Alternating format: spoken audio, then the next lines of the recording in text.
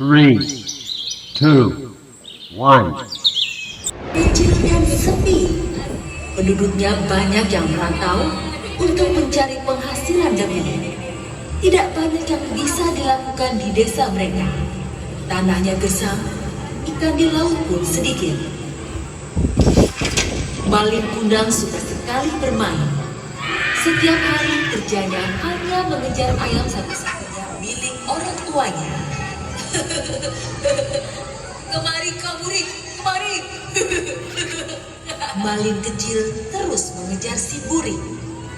Ketika Malin Kundang berhasil menangkapnya, biasanya dia akan menyiksa ayam itu. Kena kau. Suatu hari, ayah Malin Kundang konon katanya, negeri seberang sangat kaya dan cari uang di sana sangat mudah. Ayah berangkat ya Malin. Iya ayah. Ayah Malin Kundang segera ikut naik kapal bersama penduduk lain yang hendak merantau.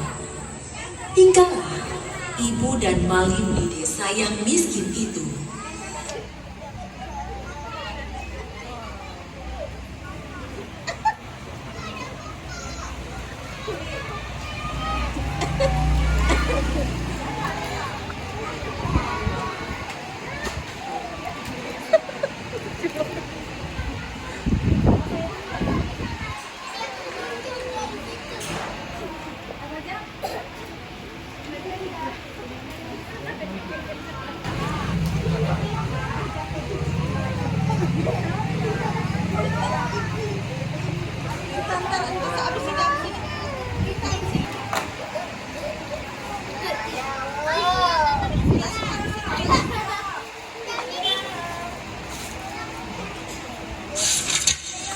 Hari demi hari, tidak ada kabar dari sang ayah.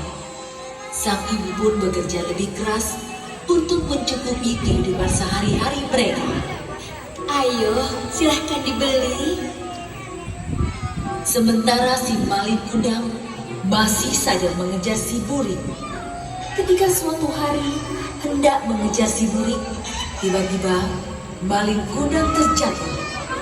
Aduh!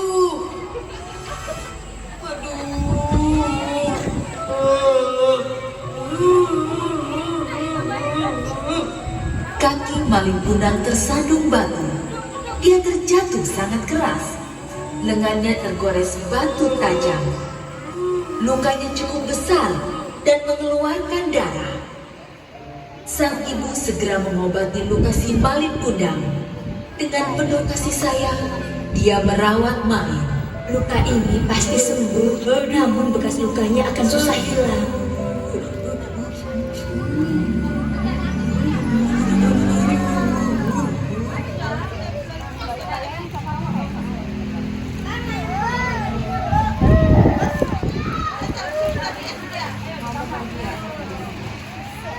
Gesa-gesa. Tanpa terasa, Malin sekarang menjadi pemuda yang tampan dan kuat. Dia mulai bosan tinggal di desa yang sepi dan miskin itu. Dia ingin merantau seperti ayahnya. Aku akan merantau seperti ayah. Kemudian, Malin Kundang meminta izin kepada ibunya. Bu, izinkan aku merantau ke negeri seberang. Kata Malin Kundang kepada ibunya yang segera menjadi sedih. Jangan anakku, ibu takut kamu tidak kembali seperti ayahmu. Hanya kamu satu-satunya anakku. Kalau kamu tidak kembali, aku hidup dengan siapa? Jangan khawatir, Bu. Aku berjanji aku pasti kembali. Aku akan jadi orang kaya dan akan memboyong ibu untuk ikut bersamaku. Akhirnya, tidak ada lagi yang bisa diperbuat ibunya. Malin Kundang bersikukuh.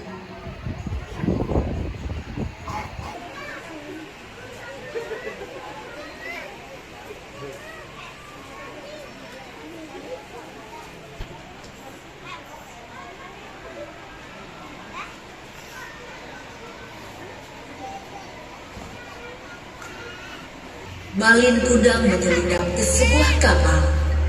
Dia bersembunyi di putih kayu. Sepertinya di sini aman. pun berlayar. Namun di tengah laut, kapal itu dicegat oleh bajak laut. Semua awak kapal dibunuh oleh bajak laut. Mereka merampas semua barang-barang berharga di kapal itu dan meninggalkan kapal itu tergantung-gantung di laut. Kapal kita dirampok! Kapal kita dirampok! Kapal kita dirampok! Malin Kundang selamat karena dia sembunyi di peti. Saat dia keluar dari persembunyiannya, kapal itu sudah terdampar di sebuah pantai. Sungguh beruntung, sebab di dekat pantai itu ada sebuah desa yang subur dan kaya. Pelabuhan yang besar dan ramai. Malin Kundang tersenyum, meski tubuhnya lemas tidak berdaya. Di sini, aku akan mengadu nasib. Malin Kundang bekerja keras siang dan malam. Hanya satu yang ada dalam benaknya, yaitu jadi orang kaya. Tekad dan kerja kerasnya membuahkan hasil. Dia pun menjadi kaya, punya kapal besar dengan 100 awak kapal. Aku kaya! Aku kaya!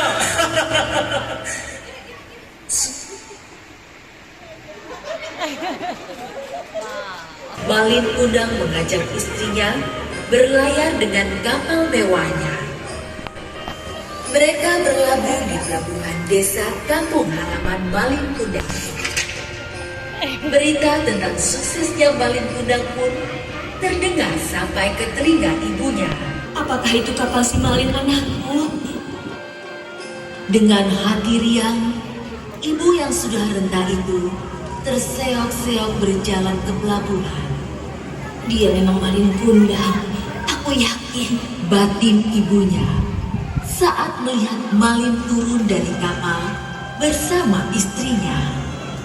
Malin, Malin, kamu pulang nak. Istri Malin Kundang heran dengan seorang ibu tua yang berlari ke arah mereka sambil berteriak-teriak. Pakaiannya compang-camping, wajahnya renta dan lusuh. Siapa dia, Kanda? Apa benar dia ibumu? Malin Kundang gelisah. Dia tidak mau istrinya tahu kalau Malin Kundang berasal dari keluarga miskin. Ibu tua itu mendengar perkataan Malin Kundang dan berubah sedih. Masa kamu tidak mengenalku, wahai anakku? Aku ini ibumu yang membesarkanmu. Malin Kundang menjadi marah. Ibuku sudah lama mati. Jangan mengaku-ngaku, wahai pengemis tua. Sang ibu menangis terseduh. Lihatlah bekas luka di lenganmu. Hanya Malin Kundang anakku yang punya bekas luka itu. Malin Kundang makin marah.